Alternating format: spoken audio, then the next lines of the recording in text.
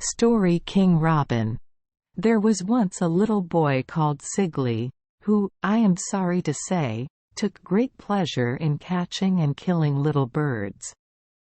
His father was a notorious robber, so it was not surprising that Sigli gave way to acts of cruelty. His mother died when he was little more than a year old, and he did not know any other relation. In the north of Portugal, bands of robbers used to frequent the roads, and some of them lived in strong castles, and had a large retinue of followers. In time of war, these robber chiefs would side with the king's party, because after the war was over, they received large grants of land for the assistance they had rendered the sovereign.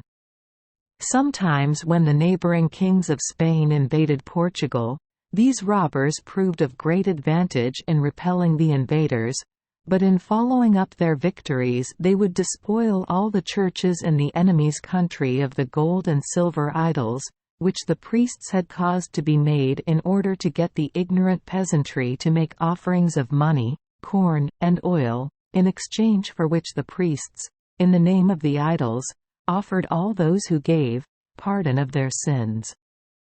Now, Sigli's father had on many occasions robbed gold and silver idols, and had murdered a few brethren of the Holy Inquisition, who, in their turn, were well known for the wicked deeds they had committed, such as burning Christian men and women who did not, and could not, profess the popish faith.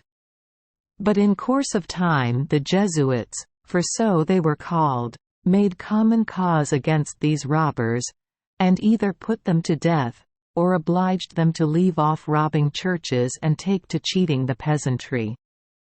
Sigli, as I said before, was a very cruel boy, and he was the terror of all the birds and beasts. He would lay traps for them, and when he had caught them he would take pleasure in tormenting them, which clearly proved that he was not a Christian, nor possessed of any refinement. But he took more pleasure in catching robin redbreasts than in anything else, and for this purpose he used birdlime. He had caught and killed so many that at last King Robin of Birdland issued invitations to all his feathered subjects and to the beasts of the field, asking them to a meeting at which they might discuss the best means of putting Sigli to death, or punishing him in some other way, for the cruelty of which he was guilty towards them. Among the many who accepted the invitation was an old fox, the first of the Reynards, and when it came to his turn to speak, he said that as Sigli was so fond of catching redbreasts with birdlime, he, Mr. Reynard, would propose catching Sigli in the same manner, and when caught they might discuss how they should punish him, either by pecking and biting him, or by getting the wolves to eat him. In order to carry out this idea, he suggested that the monkeys should be asked to prepare the birdlime, which they might use with safety by oiling their hands, and then gradually make a man of birdlime close to the robber chief's castle. Sigli would probably take it for some poor man, and hit it, and then he would not be able to get away.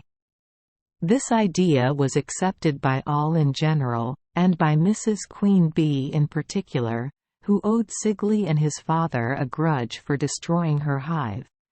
And the monkeys cheerfully set to work, while King Robin watched the putting together of the figure, and was very useful in giving it most of the artistic merit it possessed when finished. The making took one whole night, and next morning, almost opposite the castle, stood the birdlime figure about the size of a man. Sigli, seeing it from his dressing-room window, and taking it for a beggar, was so enraged that he ran out without his shoes and stockings, and, without waiting to look at the man, he struck at him with his right hand so that it stuck firmly to the figure. "Let go," he cried, "or I will kick you." And as the figure did not let go, he kicked it, so that his foot was glued. "Let go my foot," he cried out, "or I will kick you with the other," and, doing so, both his legs were glued to it. Then he knocked up against the figure, and the more he did so the more firmly he was glued. Then his father, hearing his cries, rushed out, and said, "Oh, you bad man! I will squeeze you to death for hurting my dear Sigli." No sooner said than done, and the robber chief was glued on to the bird lime figure. The screams of the two attracted the attention of the servants, who, seeing their robber master, as they thought, murdering his little boy, ran away and never came back again. King Robin was now master of the situation, and he directed 10,000 bees under General Bumble, and another 10,000 wasps under Colonel Hornet, to fall on the robber and cruel Sigli and sting them to death. But this was hardly necessary, as the wriggling of their bodies so fixed them to the figure that they died of suffocation. Then King Robin ordered the wolves to dig a large grave, into which the monkeys rolled Sigli, his father, and the bird lime figure, and after covering it up, they all took charge of the castle, and lived there for many years undisturbed, acknowledging King Robin as their king. And if the Jesuits did not turn them out, I am certain they are still there. Thank you for joining us for today's fairy tale. We hope these stories bring joy and meaning to your day. If you love our channel, please hit the subscribe button so you won't miss any exciting tales. Wishing you a good night and sweet dreams. See you in the next story.